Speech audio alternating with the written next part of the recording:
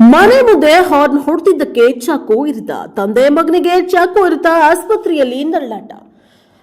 ಗದಗ ತಾಲೂಕಿನ ಅಡವಿ ಸೋಮಾಪುರ ಗ್ರಾಮದಲ್ಲಿ ಈ ದುರ್ಘಟನೆ ನಡೆದಿದೆ.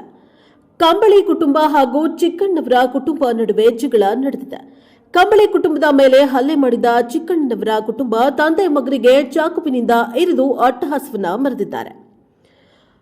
17 ವರ್ಷದ ಪುತ್ರ ಶರಣಬಸಪ್ಪ ಕಂಬಳಿ ಮತ್ತು 45 ವರ್ಷದ ತಂದೆ ಹೂವಪ್ಪ ಕಂಬಳಿ ಎಂಬುವರ ಮೇಲೆ ಹಲ್ಲೆ ನಡೆದಿದೆ. ಜಗಳ ಬಿಡಿಸಲು ಹೋದ ಸಹೋದರ ಮಲ್ಲಪ್ಪ ಕಂಬಳಿ ಮೇಲೂ ಕೂಡ ಹಲ್ಲೆಯಾಗಿದೆ.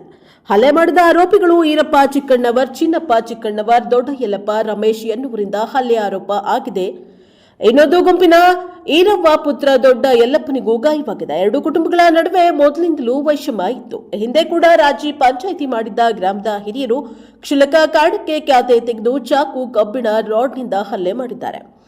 ಗಂಭೀರವಾಗಿ ಗಾಯಗೊಂಡವರನ್ನ ಗದಗ ಜಿಲ್ಲಾ ಆಸ್ಪತ್ರೆಯ ಜಿಮ್ಸ್ ಆಸ್ಪತ್ರೆಗೆ ದಾಖಲು ಮಾಡಲಾಗಿದೆ. ಗದಗ ಗ್ರಾಮೀಣ ಪೊಲೀಸ್ ಠಾಣೆಯಲ್ಲಿ ದೂರು ದಾಖಲಾಗಿದೆ.